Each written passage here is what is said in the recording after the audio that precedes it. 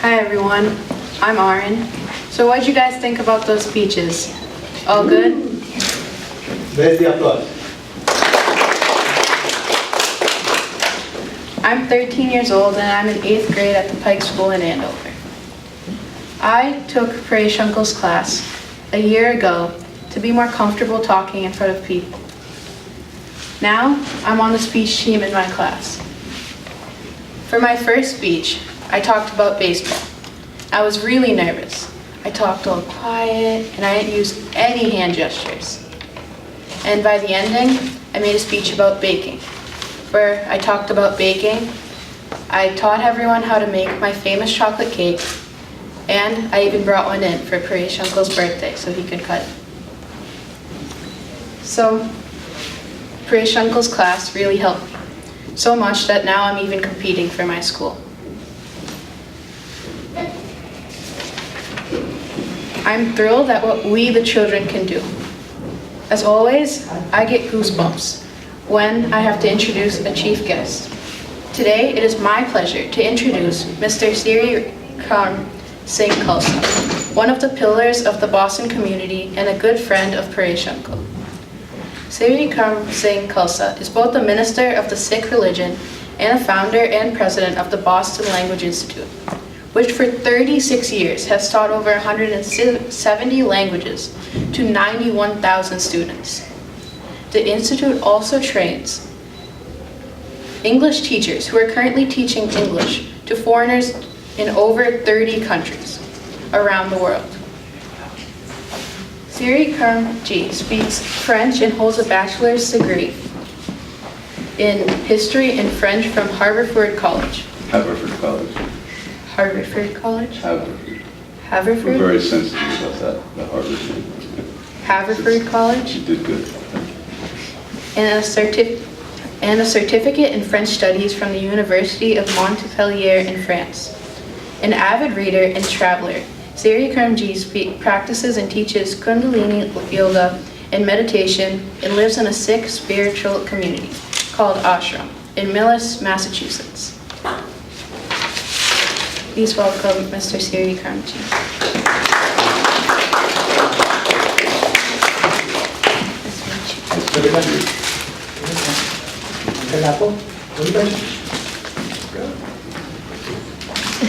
That's for you, Siri. Oh, thank you. Beautiful. Look at me.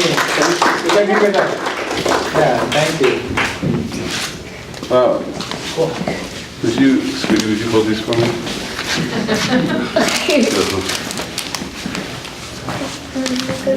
So, first of all, I want to thank Parish for inviting me and thank each of you for being here and for giving me this opportunity.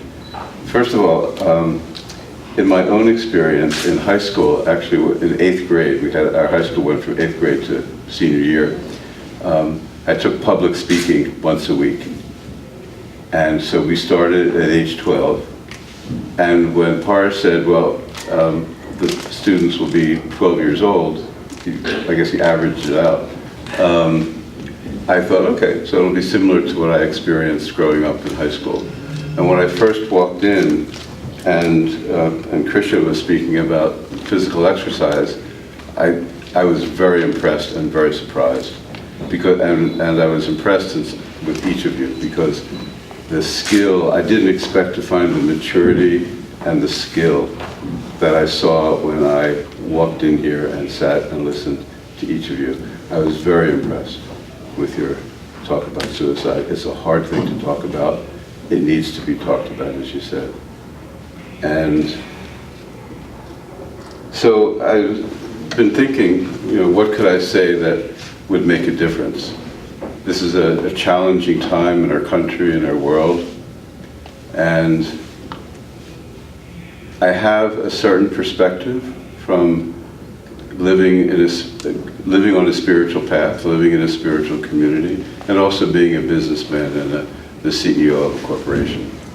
And this, as I dress here, this is the way I dress every day. I go to Chamber of Commerce luncheons dressed like this. I go to visit prospective corporate clients dressed like this. And what I found is that it's a world that's hungry for spirituality, and that when you dress in a spiritual fashion, people are touched. And so, one of the things I've learned on a spiritual path is that nobody owns the truth. That every religion has the same truth at its core. It looks different because we use different interior decorators. But in fact, the deeper you go into every religion, whether it's Hinduism or Sikhism or Judaism, Christianity, you come to the same point. Everything is one, just as God is one. Each of us is a soul. We're not our bodies, we're our souls. And each of us is a soul who's come into a physical form for a time and a purpose. And our hope is that when our time is finished, our purpose is achieved. But as some of you already know, don't worry, if you haven't achieved your purpose, you get to come back and try again. There's no easy out. I'm dealing with that especially this weekend. A close friend of mine passed away on Friday. And before coming here, I hugged his wife and said, I'll see you on Tuesday, and we're going to spend some time together. It's relevant, especially for people who are in despair. If you think of yourself as this body going through a trying time, and the way out of it could be just to end the body, you miss the point and the opportunity.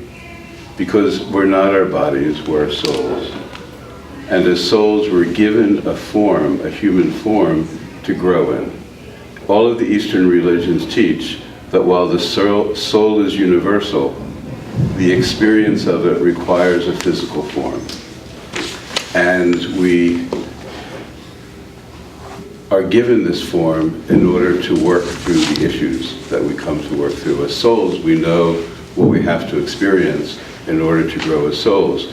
So if in one life, let's say we've been a racist, so we may choose, along with God, we will choose to come back not only as a minority, but as an oppressed minority, so that we can learn the lesson of our last life. If you are in despair, you have a physical body and a life to work it through. Your body is a vessel to work through your issues. If you kill yourself, God forbid, you still have the same issues, but you no longer have the physical form to work it through in. And so I believe that prayer helps, that when we pray, what's important to remember is that God makes his home inside of each of us. Every religion teaches that. A Hindu master quoted God as saying, I'm going to hide in the last place on earth they'll look for me, inside of each and every one of them. My own spiritual teacher, the Yogi Bhajan, said, he quoted, when people pray like out to some being who's like way out there somewhere, he quoted God as saying, well, she doesn't even know where I am. Next.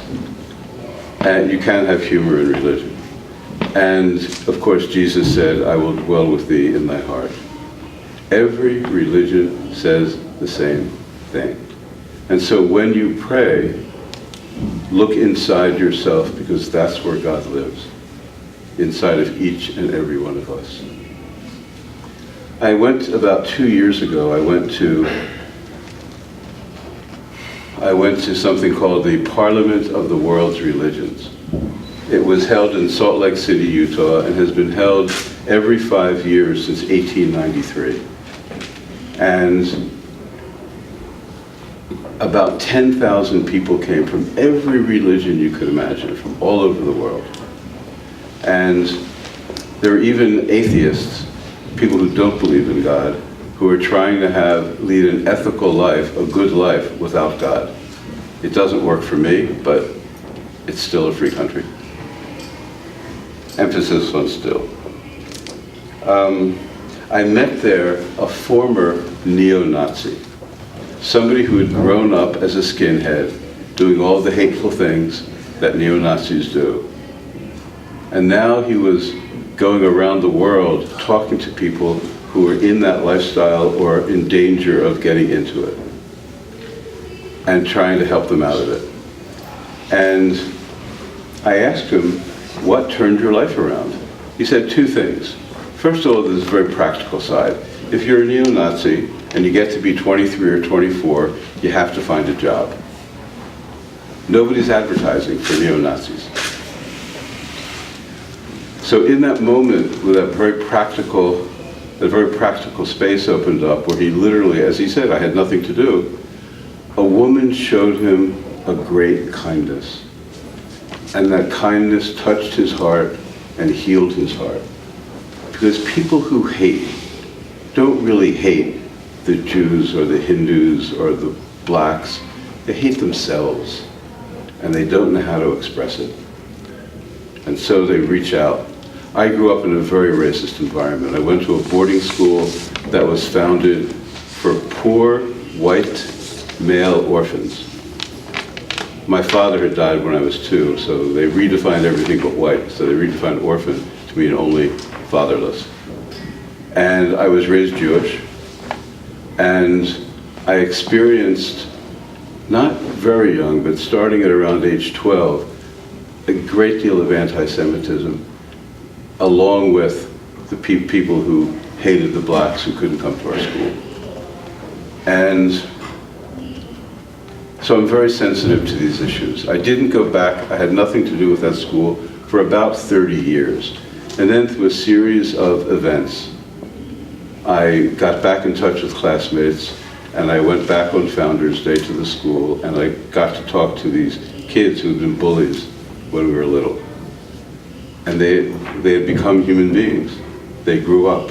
And what I found is that they were going through a great deal of pain, and they didn't know how to express their pain. So they picked Jews, they picked blacks, but most of them had grown up and really become kind, decent human beings. There is hope.